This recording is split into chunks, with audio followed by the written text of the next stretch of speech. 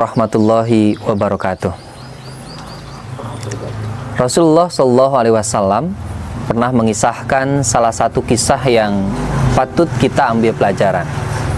Sebuah kisah yang memberikan kita pelajaran bahwa niat baik itu akan menentukan kualitas ibadah kita.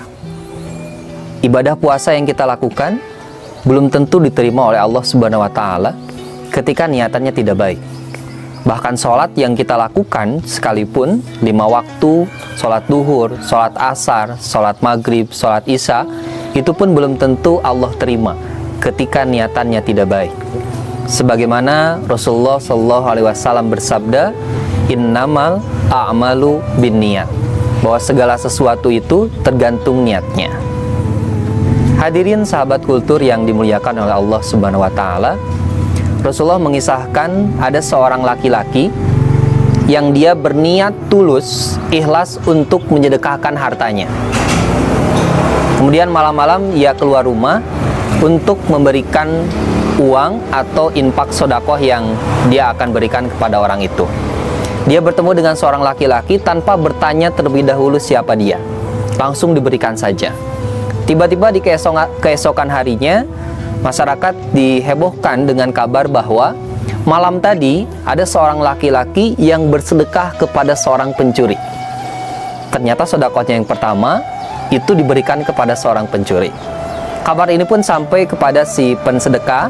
Kemudian orang yang bersedekah ini pun merasa kecewa karena berpikir sedekahnya salah sasaran.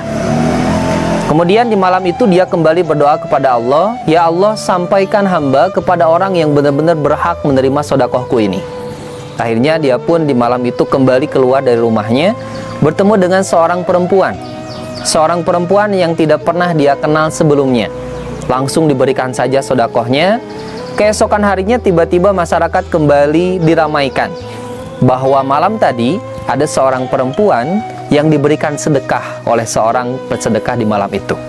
Kabar ini pun sampai kembali kepada si yang bersedekah, dan kembali dia berputus asa dan kecewa. Ternyata sedekahnya yang kedua itu salah sasaran. Dia pun berdoa kepada Allah Subhanahu wa Ta'ala, ya Allah, sudah 2 kali salah sasaran aku memberikan sedekah kepada orang yang tidak berhak menerimanya.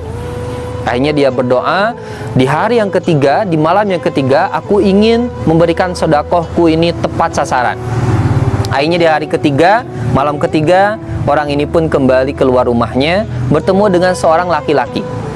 Tanpa bertanya-tanya, berikan langsung sedekahnya.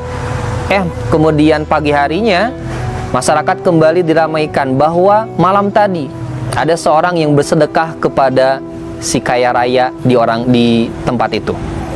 Dari 3 hal ini kita pahami bahwa si pensedekah ini salah sasaran. Tapi ternyata Allah mengirimkan malaikat lewat mimpi si orang yang bersedekah ini untuk mengabari status sedekahnya orang ini. Bagaimana statusnya? Malaikat mengabari, wahai fulan, sedekahmu yang pertama diterima oleh Allah Subhanahu wa Ta'ala. Dia keheranan, kenapa diterima? Bukankah yang pertama aku berikan kepada seorang pencuri? Kemudian malaikat mengabari, dengan sedekah yang kau berikan, sesungguhnya si pencuri itu tidak jadi melayangkan aksinya karena sudah mendapatkan harta dari yang bersedekah itu. Kemudian yang kedua, malaikat mengabari kembali bahwa sedekahnya yang kedua diterima kembali oleh Allah Subhanahu wa Ta'ala, padahal sebenarnya diberikan kepada seorang pezina. Nah, kemudian malaikat mengabari, dengan sedekahmu si pezina tidak jadi melayangkan aksinya di malam itu. Kemudian yang ketiga, malaikat mengabari, wahai fulan, sesungguhnya sedekahmu yang ketiga pun diterima Allah Subhanahu wa Ta'ala. Karena apa? Yang tadi si kaya raya tidak pernah sedekah, dengan diberikan sedekah oleh orang yang bersedekah di malam itu, menjadi disadarkan oleh Allah Subhanahu wa Ta'ala, sehingga ia menjadi bersedekah di jalan Allah Subhanahu wa Ta'ala. Hadirin yang dimuliakan Allah, terkait dengan ibadah puasa pun kita penting berniat baik, berniat tulus ikhlas. Ibadah puasa kita bukan sekedar menahan lapar dahaga saja, tetapi lebih daripada itu. Indra kita digunakan untuk berpuasa, mata kita digunakan untuk melihat sesuatu yang boleh dilihat, mulut kita diperbincangkan atau membicarakan sesuatu yang boleh dibicarakan, tidak untuk yang tidak dibicarakan. Mudah-mudahan bermanfaat dan mudah-mudahan ibadah puasa kita diterima oleh Allah Subhanahu wa taala. Wallahul muwaffiq ila aqwamit thoriq. Wassalamualaikum